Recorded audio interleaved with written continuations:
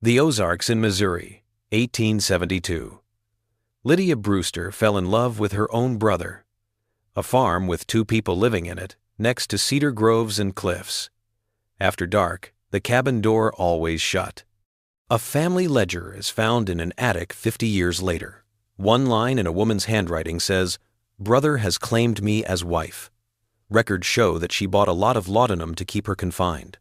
A midwife is present at a birth on Brewster Hill, but then she disappears from all records. They buy 2 pine coffins, but they never have any funerals. A rusted lockbox that had been hidden under the floor finally revealed their secret. Would the dead have to speak for themselves if the law chose silence and the neighbors chose shame? Please leave a comment with your location and the time there. We want to know where these accounts go. If you care about exposing predators, sign up to keep the truth alive. In Howell County, Missouri, the summer of 1923 was a time of quiet work. The ground was hard, the air was thick, and men fixed what the winter had tried to break. Silas Croft, a farmer, was one of these men. He was in the attic of the old farmhouse his family had bought 10 years before. He was following a leak, moving old chests and piles of brittle newspapers from before his time out of the way. There was a small, leather-bound book high up in the rafters, hidden behind a split oak beam. Years of heat and dampness had warped it, and the cover was as stiff as old harness. He almost threw it away, but the way it felt heavy made him think twice. He took it down to the kitchen, where the light was, and pulled the swollen pages apart. It was a family record book, like the ones that every family had. The first few pages were full of boring math that came with living on the land, like the cost of seed corn in 1868, a payment to the blacksmith for shoeing 2 mules, and a record of tithes paid to the church. The ink had faded, and the writing was in a simple, functional style. Silas was about to put the book down when he saw it. There was another hand near the back, on a page that was otherwise blank. It was a woman's writing, steady and neat, but it was pressed so hard into the paper that it almost tore through. The entry was from September 1872. It said, "Brother has claimed me as wife. May God judge us." It was signed, Lydia Brewster. It was clear that Silas Croft was a plain man. He knew about crops, the weather, and the people who lived next door. He didn't get this. The words were like a stone that fell into a deep well, and he couldn't hear it land. The Brewsters were a local story, but it was an old one. A brother and sister who lived alone on a remote piece of land and died a long time ago. If people remembered them at all, it was as strange, not terrible. The ledger felt hot in his hands, like something that shouldn't be in his house. He knew he could burn it and forget about it forever. A lot of men would have. In a small town, it's best not to open some doors. But the last line's plea, "May God judge us," sounded like a prayer that had been waiting for an answer for 50 years. The next morning, Silas rode his wagon into town with the ledger wrapped in canvas. He didn't tell the sheriff. He went to the one person in the county who didn't see the past as a ghost to be avoided, but as a debt to be paid. Reverend J. Collier was a man in his 60s. His hands were spotted with age, but his eyes still had a clear, steady light. He was the circuit preacher, but he really wanted to be the county's unofficial historian. His little study behind the church was like a library of local history, full of letters, old maps, and family Bibles that recorded births and deaths going back to the county's founding. He thought that the truth, no matter how old or ugly, would eventually come to light. He listened to Silas without saying a word, and his face stayed blank as the farmer told the story. Then, he read the line in the ledger for himself. It got quiet in the study. The sound of the mantel clock ticking seemed to get louder. The pastor did not say that the note was a fake or the work of a crazy woman. He just nodded, and his face went from curious to serious and focused. "The dead leave records, Silas," he said in a low, steady voice. "Official and unofficial. Let's see what they have to say." He didn't start with rumors or gossip. He started with facts. He took the church's own ledgers out of a locked cabinet. These were bound books that kept track of every baptism, marriage, and burial that happened in the county for 100 years. They spent the next hour looking through pages that were brittle and stained with ink. They looked for Lydia Brewster's marriage license. There wasn't any. They looked for one for Eli Brewster, her brother. There wasn't any. They looked at the records of burials. Eli passed away in 1890, and Lydia did so in 1904, 14 years later. They were both buried on their own land, not in the church cemetery. The official record showed that someone was not there. It told them what had not happened. The brother and sister had never married anyone who wasn't a family member. They had never been apart. The next thing the minister did was pull out copies of the federal census that is done every 10 years. He put them on his big oak desk. 1,860. Eli Brewster, 17, and Lydia Brewster, 15, lived with their parents. In 1870, Eli Brewster, who was 27 years old and the head of the household, lived with Lydia Brewster, who was 25 years old. The person who took the census wrote down that they were brother and sister. The 1,880 census came next. The same two names, Eli Brewster, 37 years old and a farmer, Lydia Brewster, 35 years old and a housewife. Both of them were marked as single in the column for marital status. They lived together as a couple for 20 years. There were no other siblings who lived to be adults. There were never any cousins, aunts, or farmhands living with them. The official record, which was full of cold, bureaucratic language, backed up the ledger's horrifying claim. This wasn't a sin that was quickly confessed and repented. It was a life.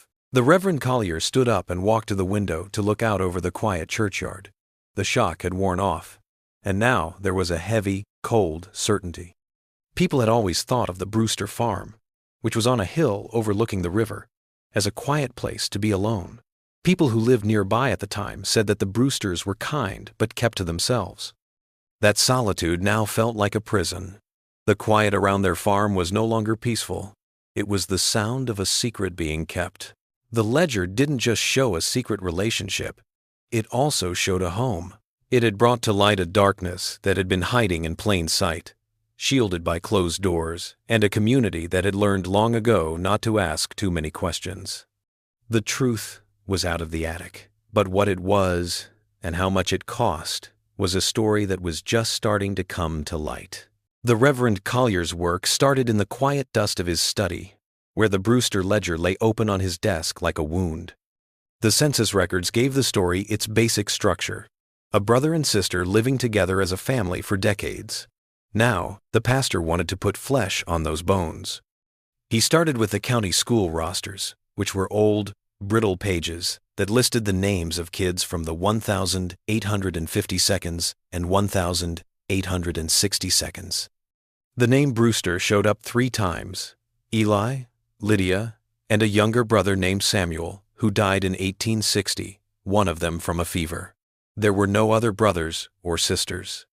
Eli and Lydia's isolation wasn't something they chose as adults. It was something they inherited. They were the last two standing. The official records gave him a map, but he needed to hear the stories of the people who lived there. He spent the next week visiting the oldest men and women in his church whose memories went back to the last century. He didn't ask about sin or scandal. He just asked what they remembered about the Brewster farm. The answers were broken up, like pieces of a plate that had been dropped. An 80-year-old woman, whose mind was still sharp, remembered Lydia from when she was a child. "A quiet thing," she said in a dry whisper. "Always at her brother's side, like a shadow. You never saw one without the other."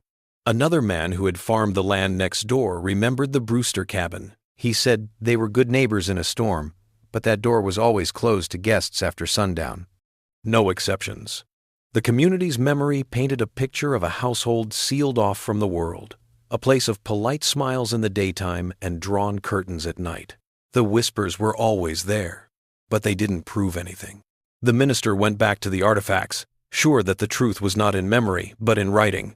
He went to the general store, where the new owner still had the transaction ledgers from his grandfather's time, which went back to the Civil War. He spent the afternoon going over the Brewster account. For years, the things they bought were always the same: flour, salt, nails, and harnesses. But in the fall of 1873, things changed. People bought a lot of laudanum, an opioid that is often used to relieve pain and calm the nerves. There were orders for herbal tonics, which women used during hard pregnancies, and then a purchase that made the Reverend's blood run cold. A large bolt of muslin cloth with a note from the storekeeper that said, "For confinement." The word confinement hung in the air of the dusty storeroom. It was the name for the last few weeks before a woman gave birth, when she stayed at home. This was no longer just a rumor. It was a deal, a record, and a body. The next Sunday, after his sermon, Reverend Collier was approached by the granddaughter of the town's old midwife. She had heard that he was curious about the past. She gave him a small notebook that was stained with water. It was her grandmother's log of births. It was mostly a list of names and dates. But there was only one hurried line near the end of the entries for 1874. It said, "Stillborn on the Brewster Hill, a girl, buried before sunrise. No name was given, no father was listed. It just recorded the event and then left it alone." The pieces were now making a horrible picture. A lonely home, a secret pregnancy, and a baby that was stillborn. But the most damning piece of evidence was still to come, and it came from a child. The Reverend found a pile of children's drawings on faded paper while going through a sealed box of old Sunday school materials that had been kept in the church belfry for 50 years. They were just simple stick figures that showed Bible stories and everyday life. But one drawing was different. There was a small cabin with two people sitting at a table inside. The artist, a neighbor's child, had given them the names Eli and Lydia. The drawing was simple, almost rough, but the child had added something that no adult had ever said out loud. A small, empty cradle under the table where the brother and sister sat. It was the last, heartbreaking proof. A kid had seen something that the adults had chosen to ignore. There had been a baby in that house. Reverend Collier finally had a clear and undeniable pattern of events after looking at the drawing, the ledgers, and the midwife's note. The whispers had turned into a chorus. He was sure of his morals, but he needed to be sure of the law. He needed to know if anyone had ever tried to help, like a sheriff or a judge. He took a leather bag full of papers to the Howell County Courthouse. He asked the county clerk for the court records from the 1872nd. The clerk, a tired-looking young man, just shook his head. He took the minister to a plaque on the wall in the main hall. It was a memorial for the big courthouse fire that happened in 1888. The records room was where the fire started. All of the court files, sworn statements, warrants, and judgments from before that year had been burned to ashes. There was no more trail. The official voice of justice was no longer heard. It looked like the sins of the Brewster Hill had been burned away, leaving only smoke and whispers behind. Eli Brewster's secret, which had been kept safe by being alone and ashamed, now seemed to be safe because of fate itself. The fire at the courthouse was a hard blow, a dead end made by fire and time. But Reverend Collier was a man who thought that even ashes could remember. He thought that the men who made the official records might have left their own, even though the records were gone. He started looking for the letters and other personal correspondence of the sheriffs and circuit court judges who worked in the 1872nd. He didn't find much. People in charge back then were men of action, not words. What he did find, though, was a pattern of not doing anything on purpose. He found a short, dismissive entry in the journal of a circuit judge from 1875. It talked about rumors from Brewster Hill that weren't backed up by any evidence, and it ended with a chillingly practical line. What cannot be proven is best left to God's judgment, not the county's. It seemed that the law hadn't been blind. It had just chosen to ignore the truth. What good would it do to bring such a scandal to light? It would hurt the county's reputation, shame a founding family, and for what? The law didn't say anything about a crime that was so deeply hidden in a home.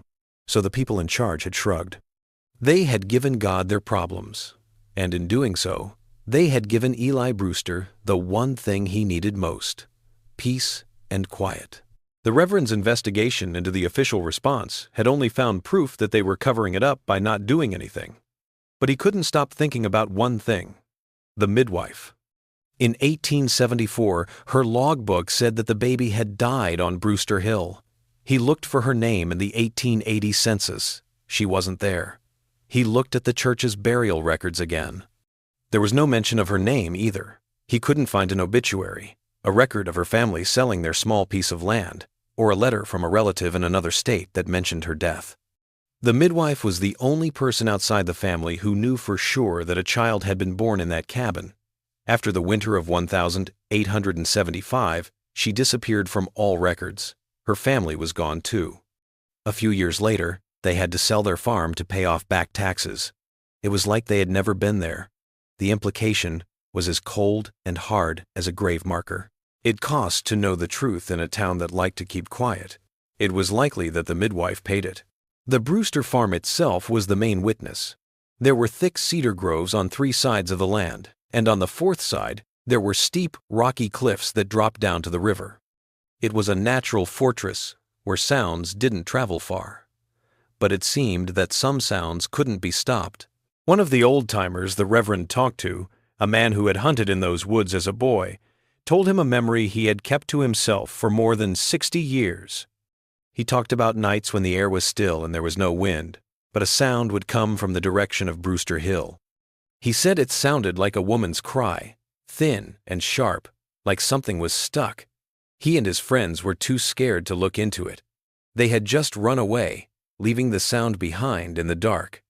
Men don't believe stories like this during the day, but they do at night when it's quiet. In small towns like those in the Ozarks, shame was a strong force that often hid deeper than the dead. It was trouble to get involved in a neighbor's business, especially one that was so dark and tangled. It meant risking being shunned or worse. The people in the area had made a circle of silence around the Brewster farm, and no one had the guts to cross it. People didn't pay attention to the cries on nights when there was no wind. No one asked about the midwife's disappearance. The door that was closed stayed closed. The predator, Eli Brewster, was free to do as he pleased because the steep cliffs of his land and the even steeper walls of his neighbors' fear and shame kept him safe. The trail had gotten cold, as if it had been frozen in time. The law did not work. The community had let down. It looked like Eli Brewster would get away with it, taking his secrets to the unmarked grave on his own land. The Reverend's collection of facts was like a prosecutor's case that didn't have a court to hear it. But as the winter of 1924 drew closer, one last, chilling piece of evidence came to light. Collier looked over the ledgers for the last time and saw an entry from the winter of 1876, 2 years after the baby was stillborn. Eli Brewster didn't want laudanum or cloth. He wanted lumber. In fact, he wanted enough pine to build 2 coffins. The storekeeper had even written down the sizes, one for an adult and one that was much smaller.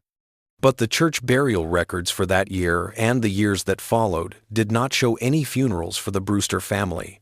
There were never any death certificates filed. They bought 2 coffins, but no one died.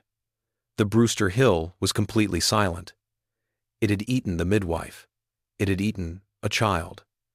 And now, it looked like it had eaten the record of death itself. There was now enough proof of Eli's terrible rule.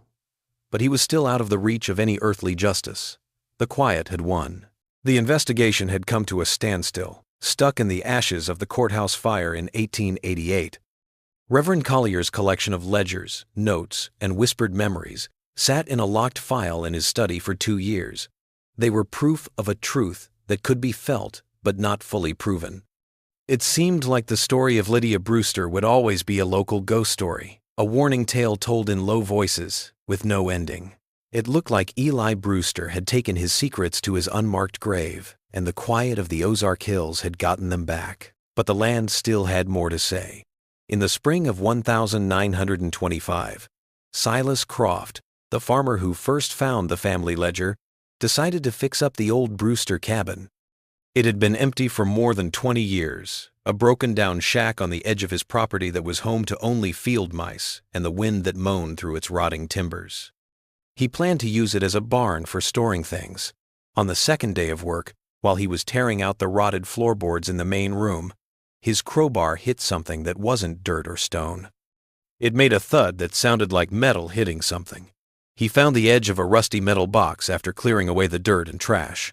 It was a small lock box, the kind people use to keep important papers and deeds safe. Someone had put it on purpose under a loose floorboard near the fireplace. Rust had fused the lock shut. Silas took it outside into the light, and it felt heavier than it was. He used the same crowbar to pry the lid open, making a long, groaning screech of tortured metal. There was a small, hand-stitched book inside, resting on a bed of what had once been dried lavender. It was a journal. The pages were thin, yellowed, and wet. But the ink, which was written in the same steady female hand as the ledger entry, was still easy to read. That was Lydia Brewster's voice. Silas Croft knew right away what he had. Not a single page did he read. He put the diary in a clean cloth, put it in the empty lockbox, and drove his wagon straight to Reverend Collier's church.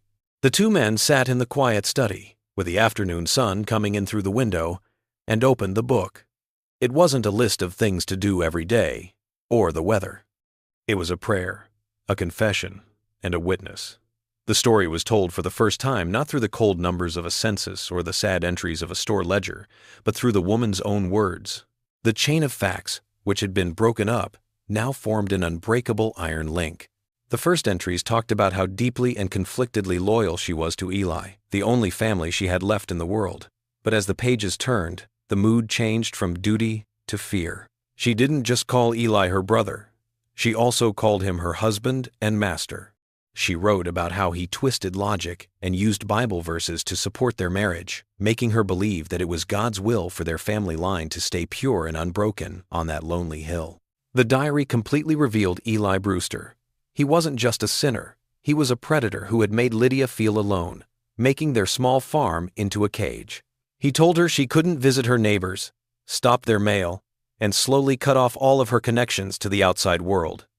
She wrote about how scared and ashamed she was, how she prayed to be free but felt trapped by a love that had turned into something horrible. Next were the entries from 1873.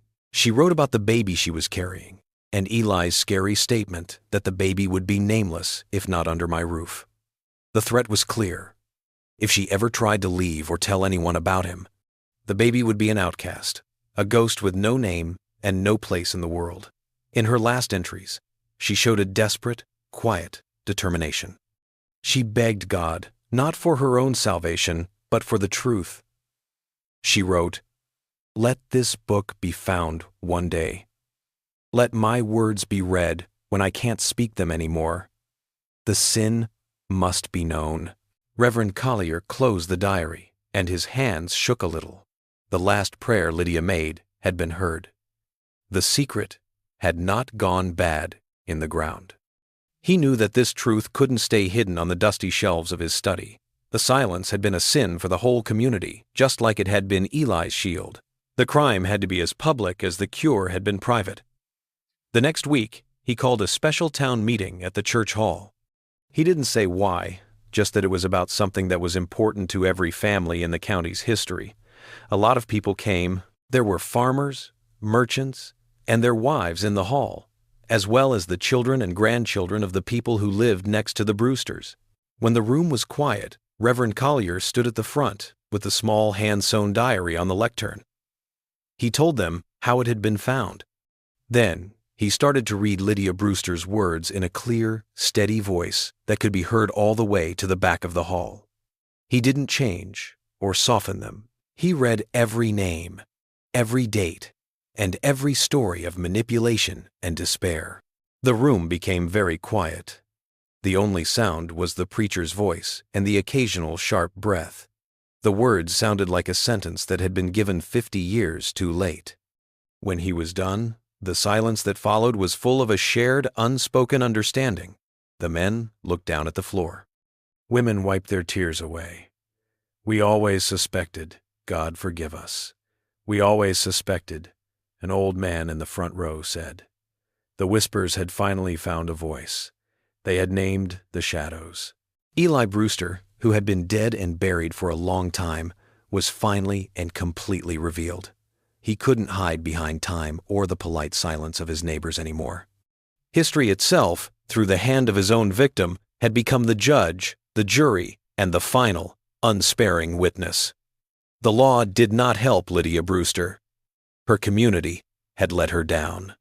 But in the end, fate and the Ozark land itself gave a kind of justice that no court could have given. Eli Brewster died in 1890, not in a jail cell, but in his own bed. A sudden, violent fever hit him and killed him in less than a week.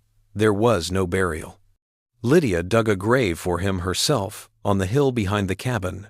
It was marked with a plain field stone with no name on it. His death was as lonely and unceremonious as the life of sin he had built for himself. He disappeared from the world, and the only person who mourned him was the woman he had held captive. Her grief must have been very complicated and awful. He didn't get moral payback when he died. It was when his name slowly faded away. He wanted to build a private kingdom on that hill, one that would last through a pure bloodline. He didn't leave anything behind. There were no children left. His name became a stain, a whisper of shame that the diary would now link to him forever. His legacy wasn't a family. It was a bunch of damning artifacts. Lydia lived for another 14 years. People who knew her back then said she had become almost completely silent. She took care of a small herd of goats, sold their milk in town for what little she needed, and didn't talk to many people. They said that the light in her eyes had gone out. But maybe it wasn't that the light was gone. Maybe it had just turned inward, concentrating on the one thing that mattered, staying alive. She lived longer than he did. She stayed on the land, the only person who saw his unremarkable end. The door finally closed when she died quietly in 1904. But her last act, carefully hiding her diary under the floorboards, was an act of faith that the truth could not be destroyed once it was written down. She made sure that her voice would be heard one day, even if it meant waiting for a new generation to do so. Reverend Collier knew that in this case, justice wasn't about punishment. It was about remembering. The predator's name would always be linked to the crime. Now, they had to honor the victim. He put together the whole story: the farmer's ledger, the census records, the store receipts, the midwife's log, the child's drawing of the cradle, and finally, Lydia's hand-stitched diary. He carefully put them all together into one thick book. He then gave this book to the Howell County clerk, not as proof of a crime, but as an official part of the county's history. It was put in the archive, where anyone who wanted to know the whole truth about what happened on Brewster Hill could find it. The next Sunday at church, the Reverend did not give a fiery and brimstone sermon. He talked about how wrong it is to be quiet. He told the congregation, "For 50 years, silence let a great wrong fester in our midst. The law's silence, the neighbor's silence, and the forced silence of an innocent woman. Today, that silence is broken. Their names are known. The truth is recorded. Let us make sure it is never forgotten." The land itself seemed to breathe. The Brewster farm, which used to be a scary place full of rumors, was now just a piece of Silas Croft's land. The cabin was used for something else. They plowed the fields. Wild grass and cedar saplings slowly took over the unmarked grave on the hill. The land remembers, but it also gets better. The light had shone on the darkness that had been there for so long, and in the light, it started to go away. People in the county remembered the story of Eli and Lydia Brewster as a warning, a strong reminder of what can happen when homes lock their doors too tightly and let fear and shame silence the innocent. It was a warning that bad things don't always come with a sword and a banner. It sometimes sits quietly at the dinner table, quoting the Bible and smiling at the neighbors. Not with a hangman's noose, but with the simple, powerful act of telling the truth, order was restored. The predator was shown for what he was, even in death. People remembered the victim not as a crazy woman or a sinner, but as a woman who had been through the worst and had found a way to make her story live on after her. The Ozark land, which had kept their secret for so long, finally gave it back, not letting the poison of that silence rot in the ground forever. History itself had broken the lock, and in doing so, it had brought about a final and lasting form of justice.